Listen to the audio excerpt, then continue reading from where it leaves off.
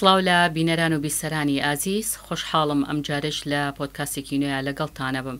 میوانی ئەم جارەم خاتو قومریا محەممەد بەرزنجیە. خاتو قومریا ئەزمونێکی زۆری لە ژیان هەیە و چەندین ڕوودا و بەسەرهات لە وێزگەکانی ژیانە ڕوبەڕووی بووەتەوە. خاتو قومریا بەرزنجی بەخێربێ و خۆشحاڵم بە هاتنت. سپاس بۆ ئێوە، دەستان خۆش بێ، سپاس بۆ ئەو میوانداریە، دەستان خۆش، پێم خۆشە لەگەڵتان لا پەڕەکانی ژیانم هەڵبدەینەوە بچینە سەرەوەی بزانین قومریا شێخ محەممەد بەرزنجی چۆن گەیشتووەتە ئەمڕۆ. کەواتە ئەگەر پێش ئەوەی بچمە ناو قۆناغەکانی ژیانە بەپێی ئەو ئەزمونەی لە ژیان تا هەیە خاتو قومریا، چۆن لە ژیانە ڕوانیت؟ بە ناوی خۆی بەخشندەی میهرەبان، ژیان ئەزمونێکە، سەفەرێکە کە ئینسان ئەو سەفەرە ئەکات، دیارە وێزگەی زۆر ئەبڕێ لە ژیانی بەپێی تەمەن، بەپێی جۆری گوزەران، بەپێی ئەو ژینگەی کە تۆی تێدا لە دایکە بیت، چ جۆرە ژینگەیەکی خێزانیە، شێوازی ژیان ئەگۆڕێت، تێڕوانینت بۆ ژیان گۆڕانکاری بەسەرادێت. ئەو ژینگەی کە من تێیدا گەورە بووم، پەروەردە بووم، ئەمڕۆی بۆ من بەدیهێنا ژینگەیەک بوو کە هاتوومەتە ئەو دنیاە بۆ ئەوەی توێشوویەک کۆ بکەمەوە و بگەڕێمەوە بۆ لای خۆی پەروەردگار. واتە ژیان وەکو سەفەرکردنێک کە من ئێستا لە سەفەرە هاتوومەتە ئەو دنیاە، ئەوە کردەوەکانمە، چاکەکانمە و هەڵسوکەوتەکانمە کە ئەچێتە ناو توێشۆکەمەوە و داهاتووی یا ئامانجی کۆتایی بۆ من دیاریەکە، یا بڵێم کۆتا نەتیجە لەگەڵ هەڵسوکەوتەکانی منایە، لەگەڵ ئەکارەکانی منایە، لەگەڵ ئەخلاقی منایە، لەگەڵ ئامانجەکانی منایە. بەهێزترین خاڵی ژیانت چێ خاتو قومریا؟ جەنابی مامۆستا شێخ محەممەدی بەرزنجی باوکم بەهێزترین خاڵی ژیانی منە. لە ژیانی خۆتە و مامۆستای بەڕێز مامۆستا شێخ محەممەد بەرزنجی چەندین جار ڕوبەڕووی ڕژیمی بەعەز بوونەتەوە، دەربەدەری و ئاوارەی بوونەتەوە. ئەو کاتانە تەمەنت چەند بووە؟ هەستت چۆن بوو کە تووشی ئەو ناڕەحەتی و باریگرانی ژیان بوون؟ بەڵێ، دیارە ژیانی منداڵێک کە لە ژینگەیەکی ئاساییە ژیان بەسەرەبات جیاوازە لەوەی لە منداڵێک کە ژینگەیەکی سیاسیە گەورە ئەبێت و پێئەگات. منیش دیارە یەکێک لە تایبەتمەندیەکانی ژیانی ئێمە ئەوەیە کە جەنابی باوکم، هەر خۆدی جەنابی باوکم لە ئاوارەییە لەدایک بووە. هەر ئەو کاتەکە زەمانی دەرەبەگایەتیە بێت، بڵێم باپیرم و براکانی لە گوندی سەرگەت ڕوبەڕووی دەرەبەگی ئەو کاتە ئەبنەوە. بۆیە دوای ئەوە یەکێک لە مامەکانی باوکم شەهید دەبێ، کوردستانی باشوور بەجێ هێڵن، براکانی تری بەرەو کوردستانی ڕۆژهەڵاتەڕۆن. لە کوردستانی ڕۆژهەڵات باپیرم بڵێن هاوسەرگیری ئەکات و لەوێ جەنابی باوکم لەدایک دەبێ. بۆیە هەل لە منداڵیەوە هەر بەهۆی دژی ستەم، دژی زۆرداری، دژی زوڵم، باپیرانی ئێمە زێدی خۆیانیان بەجێ هێشتو و هیجڕەتیان کردووە. لەو ژینگەیە خۆت تەمەنت چەند لەلایەن بەحسەوە ڕوبەڕووی دەربەدەری بوونەوە؟ ئەو کاتێک کە من باسی دەکەم، باسی باوکم دەکەم، دوای ئەوە کە باوکم ئیترە چێتە تەمەنێکەوە کە عەقلی ئەکرێتەوە و ئەچێتە خوێندن، لە تەمەنی 10 ساڵیەوە دێتەوە ئەگەڕێتەوە کوردستانی باشوور، لەوێ دەخوێنێ. دوای ئەوەی کە ئیجازی زانستی مەلایەتی وەرەگرێت و خوێندنی مەلایەتی تەواو کات و ئیجازی شەرعی وەرەگرێ، لە گوندی نەوێ کە یەکەم جار لەوێ دەبێتە مامۆستای ئاینی. ئێمەش من و دکتۆر سەباحی برام لەگەڵ مامۆستا سەلاح لە نەوێ لەدایک دەبین. دوایی کە باوکم نەوێ بەجێ دەهێڵێ دێتە ئەچێتە ئۆردوگای شانەدەری. لە ئۆردوگای شانەدەری لەویەوە زوڵم و ستەمی بەعس لە منبەری شانەدەریەوە بە خوتبەکانی دژی ستەمی بەعس وتارەدات و قسە دەکا. لەویەوە ئیتر وردە وردە ژیانی ئەچینە ناو ژیانی سیاسیەوە. ئەو کاتە من تەمەنم بچووک بوو لە تەمەنی 4 بۆ 5 ساڵان بوو. هیچ ئەو ڕووداوی کە بەسەرتان هەر لەو تەمەنەیە ناخۆشتنیش لەو تەمەنەیە چی بوو کە دوورخستنەوەی جەنابی باوکم بوو بۆ جنوب. ئەو کاتە پرز بوو، یعنی باوکێک لە منداڵەکانی جیا بکرێتەوە و دووریان خستەوە بۆ بەسڕە. دوایی کە دوای ماوەیەک ئێمەش کە چوینە بەسڕە ئەوەی بیرم دێ دایکم زۆر نەخۆش بوو، لە خەستەخانە بوو. خەڵکی بەسڕە زۆر بە خۆشەویستیەوە هاتن بەدەم باوکمەوە پارێزگاریان لێ کرد. ئەوەی کە لە بیرم بێ دایکم لە خەستەخانە کەوت بوو زۆر بەین لە بیرمە پێویستی بە خوێن بوو. پێویستی بە خوێن بوو. خەڵکێکی زۆر خەڵکی بەسڕە ڕیزیان بەستە بوو کە خوێنی بدەنێ. لە کاتیەوە ئێمە لە غەریبیا بووین. ئەوە یعنی لەوێ ناسراو بوو باوکردن خەڵک بۆ دەمەوە هەر بە ماوەیەکی کەم کە لە یەکێک لە مزگەوتەکانی ئەوێ بوو خوتبەی ئەدا و قسەی بۆ خەڵکە کرد. خۆشەویستی لە دڵی خەڵکەکە دروست بوو. خەڵکەکە تەنانەت دایکم باسەکە من زۆر ئەوەم لێوی نییە خواردنیان بۆ ئەهێنین کە خواردنی عەرەبی. وەڵا ئەوەی لە بیرم بێ زیاتر کوبە بوو، ئەها برنج و مریشک و ئەوانە بۆیان نەهێنین. دوایی جارێکی تر کە دیسان ئێمە گەڕاینەوە دیار بوو لەوێش لەژێر چاودێریا بوو. سەیریان کرد ڕژێمی بەعس لەوێش خەڵک لە دەوری کۆبووەتەوە. ماوەی چەندێک لەوێ بوون؟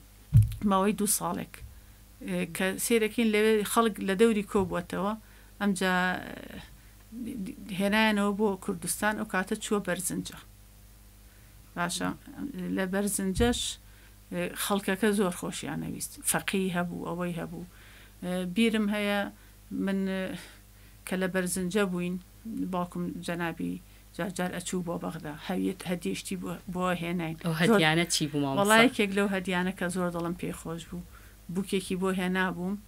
ئەو بووکە بەسرا بۆ بە ئاسنێکەوە سەرمە و قولاتی ئەدا. جووتێ کالەشی بۆ هێنام و قۆنەرە بوو پاپوچ بوو. ئێستەش بیرمە شین بوو، پاپوچێکی شین بوو، گوڵێکی لەسەر بوو.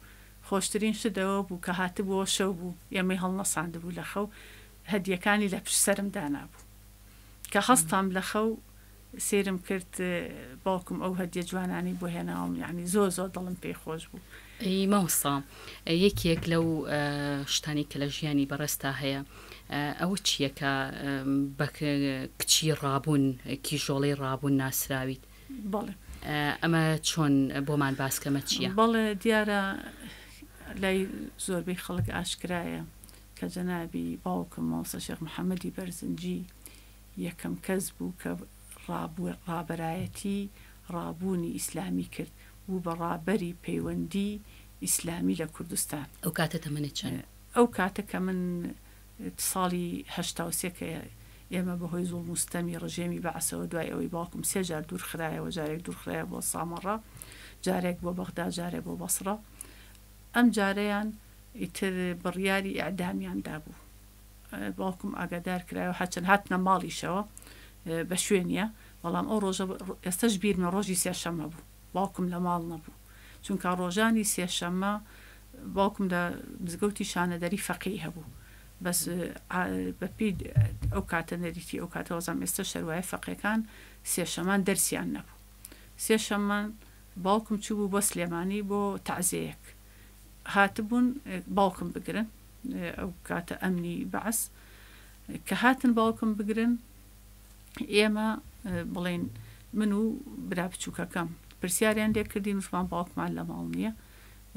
دوایی لە دایکشمیان پرسی دایکشم وتی لێرە نیە داوای تەسکەرە و جنسی ئەو شتانیان کە دایکم وتی هیچم لا نییە هیچ ئازاردانێکی خۆتیان هیچ بەس پرسیاریان کرد و ئێمە مناڵ بووین ئەوەندە گەورە نەبووین وەڵا ئیتر دوایی کە هاتن باوکم لەوێ نەبوو بەس باوکم کە هاتەوە ئێوارە وتی خەبەریان پێداوم کە ئەمری ئەعدامت دەرچووە ئەبێ ئێرە بەجێ بێڵین لەگەڵ نوێژی بەیانی کە نوێژی بەیانیمان کاتێک من تەمەنم 13 ساڵ بوو تەمەنم بۆ دەرچووە بارودۆختان چۆن بوو زۆر قورس بوو زۆر شتێکی زۆر قورس بوو شپرزە بووین بەس یەک کە خاڵێکە کە لە ئێستش لە مێشکمایە ئەو شەوەی کە ئیتر بەیانی تەکبیریانە کرد دایکم و باوکم چۆن بڕۆین دیارە دۆستێکی هەبوو بانکی کاتە سیارە شتمان نەبوو بانگی کرد کە بمانگەیەنێتە تا حدود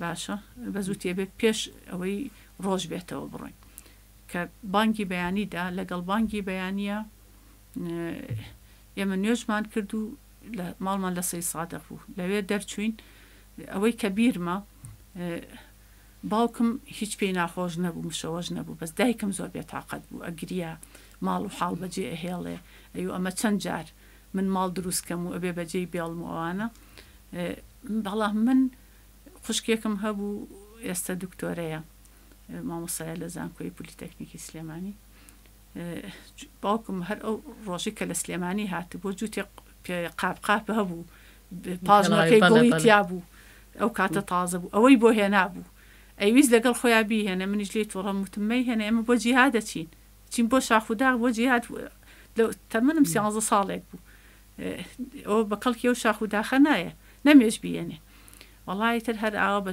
شتێ پێڵاوی سادە و جلی بەرمان بەخوا بیرم بێ دایکم جامخانەکەی ماڵەکەمان جامخانە بوو هەیوانەکە بۆی دا نەخرا لەش پرزەیە ماڵی ئامۆزایەکی باوکم لە بەردەممانە بوو باوکم نەی هەش پێی بڵێ وتی بابە بۆنی ئێمە تووشی کێشە نەبن ڕۆشتین لە گەشتینە ئەحمەداوە هەر ئامۆزایەکی تری باوکم لەبەر دەرگا دانیشت بوو ئەو زۆر زوو هەڵەسا کە چوو بوو بۆ نوێش هات بوویەوە لەبەر دەرگاکە دانیشت و هێشتا ماڵیان لەسەر جادەکە بوو باوکی شەهید موختار کە یەکەم شەهیدی مەفرەزەکانی بزوتنەوەی ئیسلامی بوو وەڵا بەویشی نەوت باوکم ئێمەیتر ڕۆشتین چوینە ئەحماوە ئەو ڕۆژە تا ئێوارە لە ئەحماوە بوو بەس دوای ئێمە یەکسەر ئاگادار کرابوون سەیتەرەکان کە نێڵن مامۆستا دەرچێ بەس ئێمە لە سنووری ئێرە دەرچووبین چووبووینە وشکەنەوە ئەمجا ڕۆشت بوون ماڵی ئەو ئامۆزایی باوکم زۆر زۆر پرسیاریان لێ کرد بوو یەکسەر ماڵەکەشمان تاڵان کرابوو هەرچێکمان هەبوو ئێستا ئێمە لەوانەیە ئەرشیفمان زۆر کەمەوە وێنەمان نییە شتی مناڵیمان کەمەوە لەبەرەوەی بە سەڵتی دەرچوین هیچ شتێکمان نەبوو یعنی نەبردەوە لەگەڵ خۆمانە هەرەوە چوونە ڕۆژهەڵات هەر ئەو ڕۆژە چوینە وشکەناو هەفتەیەک لە وشکەناو ماینەوە دەستەش بیرم دێ نان و ئاومانە خوار برنجمانە خوار برنج بە وشکی بەڵام ئەو من وەکو خۆم عایلەکەمان هیچ بێتاقەت نەبوو یعنی هەستم بە عەزەمەتێکی گەورە ئەکرد هەستمە کرد دوای ئەو هەفتەی کە لەوێ بوون بەڵێ چیتان بەسەر هات چیتان کرد وەڵی کە شەو لە وشکەناو بە هێن ڕۆشتین ئەسپ و ئەوانیان هێنا چوین بەو دیوە منیان لەسەر ئەسپێکدانا ناسیحی براشم لە بەردەمم بەس ئێمە یەکەم جارمان بسوار بین لە یەکەم پلەیە کەوتی نەخوارەوە هیچ شوێنێکتان شکایە وەڵام من سرم شکا ئەتوان بڵێم یەکەم خوێنم داوە سرم شکا قاچم بریندار بوو ناسیحی بران بە هەمان شێوە سەری شکا بەس الحەمدولیلا هەر بە سەلامەت هەر ئەو سەرشکانە بوو ئەوجا گەنج بووم 13 ساڵ بووم بەڵام بارودۆخەکەشەوە سەختە ڕەنگە و ئازارەتان وەڵاهی بەشێکی سەختی بوو بەشێکی من ئەڵێم چونکە پێشتر شارەزای سیرەی پێغەمبەر صلی الله علیه وسلم بووم مێژووی ئیسلام بووم خوێندبوومەوە لە لای جەنابی باوکم یعنی لەو کاتەیە کتێب دەخوێندەوە و بەڵێ شارەزا بووم کتێبم لای باوکمە خوێند و سیرە پێغەمبەر صلی الله علیه وسلم شارەزا بووم شارەزای مێژووی ئیسلامیش بووم وامەزانی یەکێکم لەو ئافرەتانەی کە لە سەردەمی پێغەمبەر صلی الله علیه وسلم هیجرەتیان کردووە یعنی زۆر دڵم خۆش بوو وامەزانی زۆرە بۆ کچێک لەو تەمەنەی 13 ساڵیە بەڵێ وامەزانی ئەمەیە بووە بە نازناوی کیژی ڕابوون بەڵێ یەکەم کیژی ڕابوون یعنی من دوایش کە چوینە ئەوێ خەڵک کە پرسیاری لێ ئەکردین ئەوە چۆنەوانەوە باوکم دژی ستەم بووە دژی بەعەز بووە حکمی ئەدامی دەرچوو ئێمەش هیجرەتمان کردووە ئەو جایتر لەوێش خزم و کەسمان لەوێمانەوە لە وشکەنە و هەفتەیەک ماینەوە لە ڕۆژهەڵات وڵا لە ڕۆژهەڵات حەڤە ساڵ لەوێ بووین بەڵام حەڤە ساڵەکە ئێمە چۆن بوو ئێمە کە چوینە ئەوێ دیار بوو ماڵی ئێمە کە لە 1970ەوە باوکم هەر دژی بەعەز قسەی دەکرد و خیتابی هەبوو وتاری هەبوو لە دامەزراوە و ڕێخستنی نهێنیشی هەبوو چوەکو یەکێتی عولەمای کوردستان چوەکو پەیوەندی ئیسلامی کوردستان پەیوەندی جیهادی بناغەکەی لەوێەوە دامەزرا بوو لە 1970ەوە یعنی تقریبان بڵێم 5-6 ساڵێک بوو بە نهێنی ئیشیانە کرد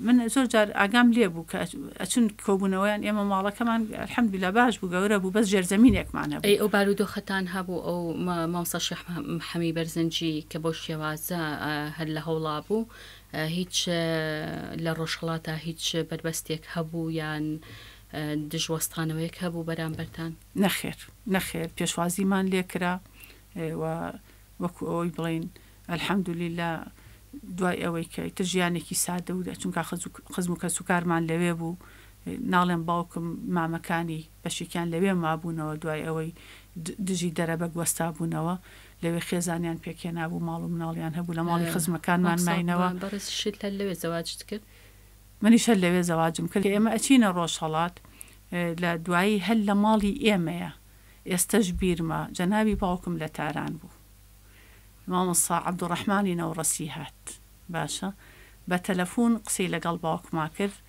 بە ڕەمز قسەی کرد وتی هەوم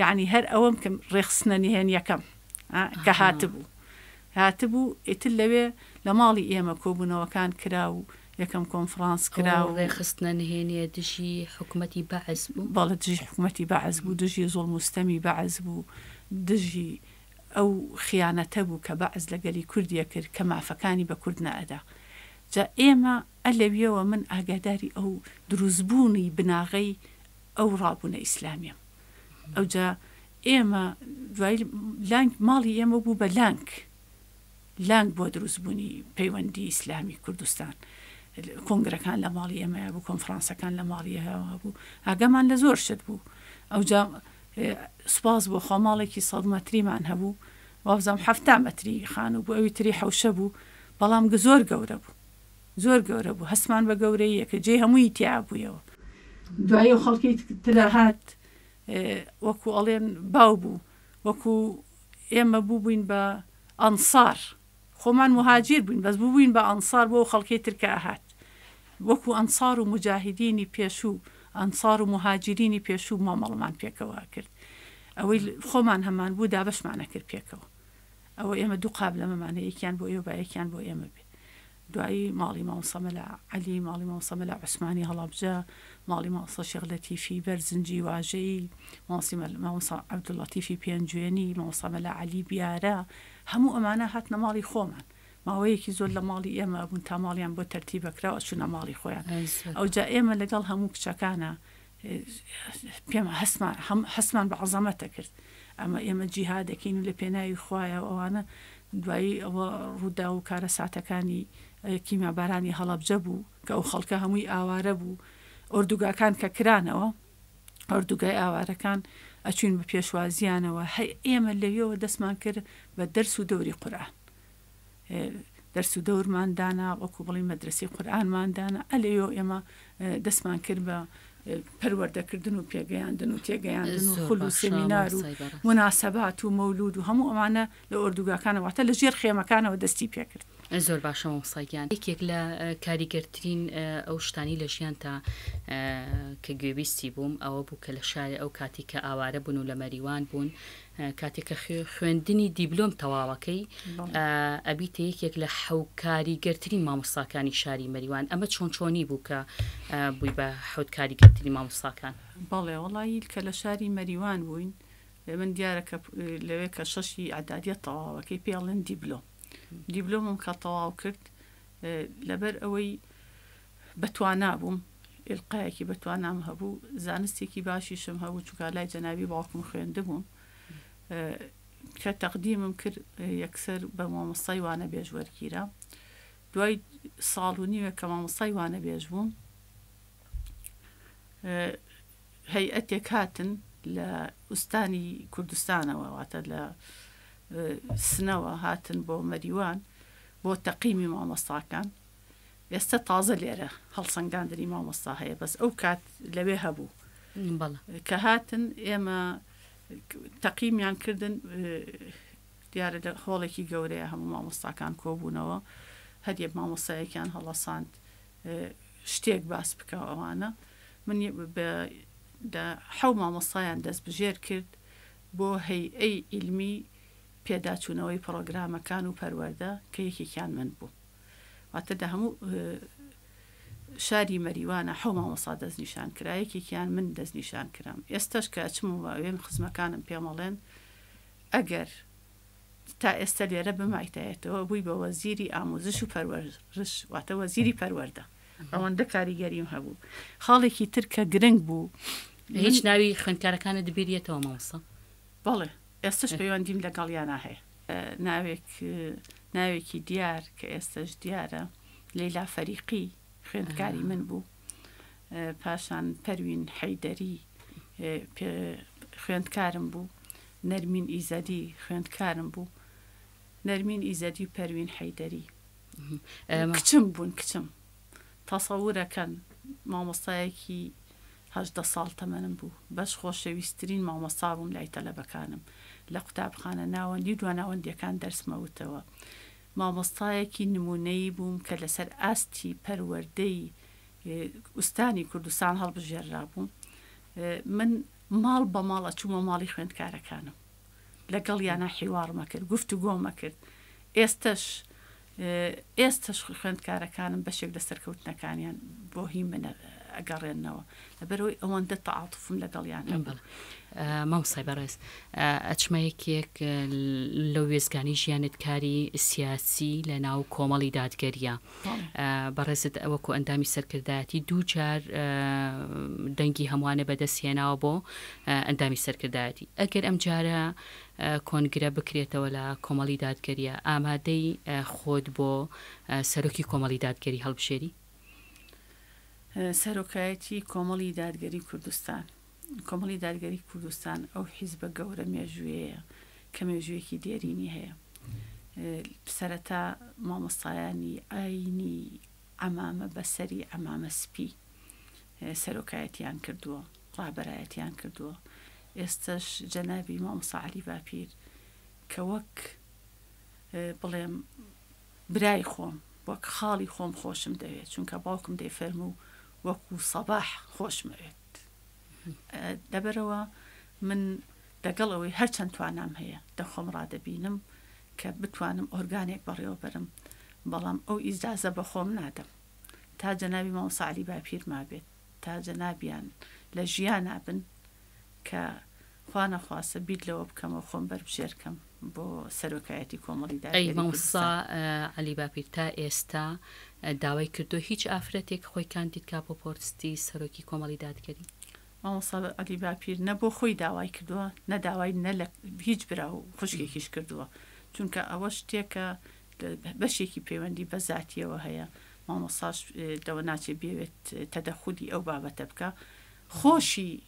خۆشی زۆر جار دوو کۆنگرەشە پێی خۆش نییە خۆی کاندید کە لەسەر داوای خوشکان و برایان و زۆربەی ئەندامان کاندید بۆتەوە بۆ سەرۆکایەتی کۆمەڵی دادگەری کوردستان.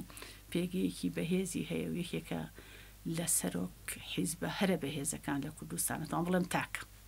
بەڵێ مامۆستای بەڕێز، حیجابەکەت تا ئێستا هیچ کێشەیەکی بۆ دروست کردووی؟ تا ئێستا ڕوبەڕووی ئەوە بوو بوویتەوە کە لەچکەکە لابرێ یا تونند و تیژیت بەرامبەر بەو حیجابە کرابێت؟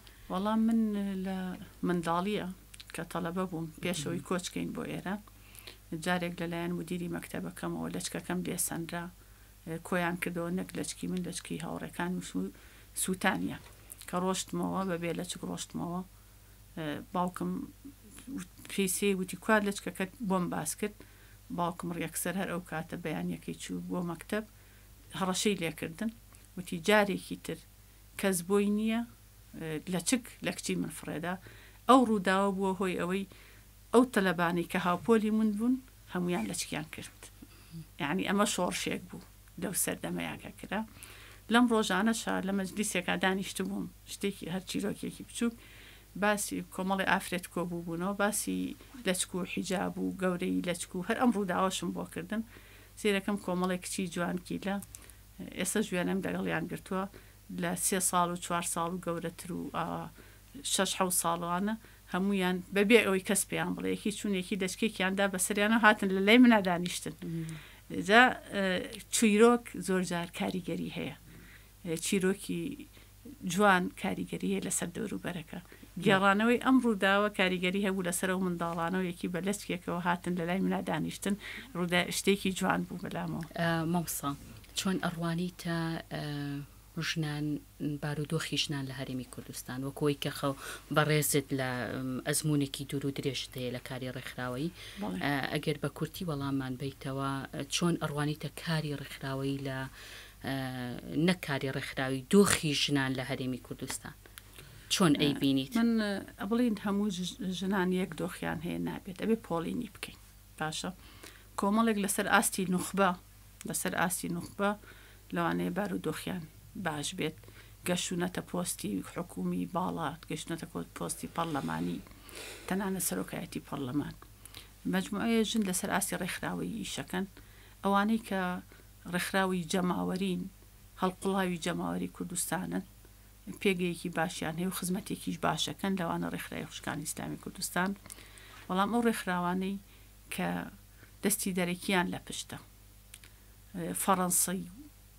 فەڕەنسا و هۆڵەندا و هیڤۆزی هۆڵەندی و ڕێکخراوی ئەمریکا پاڵپشتیانەکە ئەمانە ئاڕاستی باشیان نییە دەستێکی خراپن دەستێکی تێک دەرن بۆ پەروەردە خێزان لە کوردستان و هەرێمی کوردستان بۆ هێنانی پرۆژەکانی جێندەر و هاوڕێگەسخوازی پارەیەکی باشیان پێدرێ ئەمانە بارودۆخی ژنانیان خراپ کردووە ئەوەندە بگوی ژنیان تا چپاندووە بابەتی یەکسانی و ماف و ئەوانە کە هەمووشی دروشمە درۆیە ڕاست نییە ئەمانە بارودۆخی ژنانیان خراپ کردووە لەناو کوردستان لە هەرێمی کوردستان کۆمەڵی ژنمانەیە هەر قوربانیە ئەو ژنانی کە پاشماوەی ئەنفالن پرۆسی بەناو ئەنفال قوربانین بەپێی پێویستیش حکوومەت هیچ ئاوڕێکی لێ نەداونەتەوە ئەوانەی کە پاشماوەی کارەساتی کیمیابارانن ئەوانەش هەر قوربانین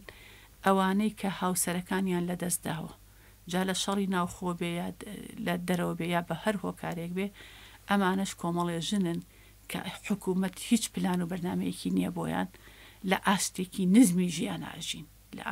نزمی ژیان ئاژین و ئەگەر ڕێکخراو خێرخوازیەکان نەبێ خێرخوازەکان نەبن بارودۆخ و گوزەرانیان زۆر خراپە ئەو ژنانەی کە خاوەنی منداڵی پێداویستی تایبەتن حکوومەت هیچ پلان و بەرنامەیەکی جدی نەبووە بۆ ئەمانە شەر بارودۆخێکی خراپیان هەیە ئەو کچانەش کە فریوی میدیا و سۆشیال میدیایان خواردووە و چوونە کاریگەری ئەوانەیان لەسرە لە ڕێی ڕاستەقینە و ڕێڕێوی ڕاستەقینە لایەن داوە ئەمانەش بارودۆخیان باش نییە و بەرەو باشە ناچێت چونکە سیاسەتی بەڕێوەبردن لەو وڵاتە ئاوایە گرنگی بەو ئەجەندا دەرەکیانە ئەدات گرنگی بەو ئافرەتانە ئەدات کە لە ڕێگەی ڕاست لایەن داوە و بوونەتە هۆی تێکدانی کۆمەڵگە و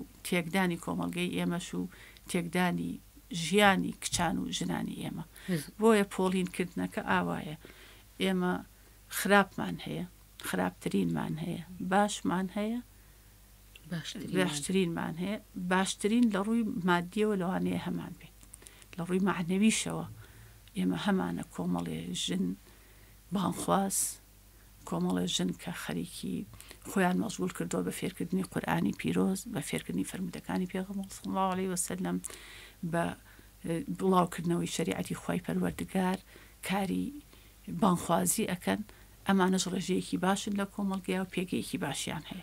مامۆستا قومرێ پاڵپشتی هاوسەرەکەت چۆنە بۆ چۆن هاوسەرەکەت هاوکارتە لە ئیش و کارەکانتە؟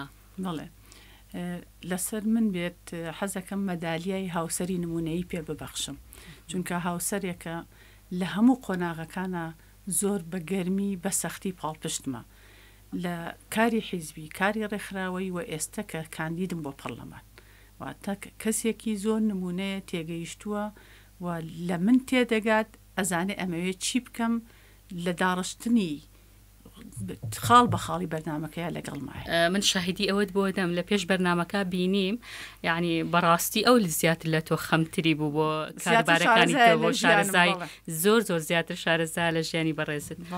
مامۆسای بەڕێز، کاری پەروەردە چۆن ئەبینی؟ پرۆسەی پەروەردە لە هەرێمی کوردستان خوێندن و پەروەردە چۆن ئەبینی وەکو مامۆستایەک؟ بەڵێ باسی پەروەردە و پرۆسەی پەروەردە لەوانەیە چەند سەعاتێکی بوێ، بۆیە من زۆر بە کورتی دەڵێم پێویستە پێداچوونەوەیەکی جددی لە پرۆسەی پەروەردە و فێرکردن بکرێت لە هەرێمی کوردستان، بە تایبەت لەسەر ئاستی پرۆگرامی پەروەردەیی، چونکە پەروەردەی ئیسلامی لابراوە کەم کراوەتەوە و بەرنامە هەیە پەروەردەی جێندەری بهێنە ناو ناوەندەکانی خوێندن.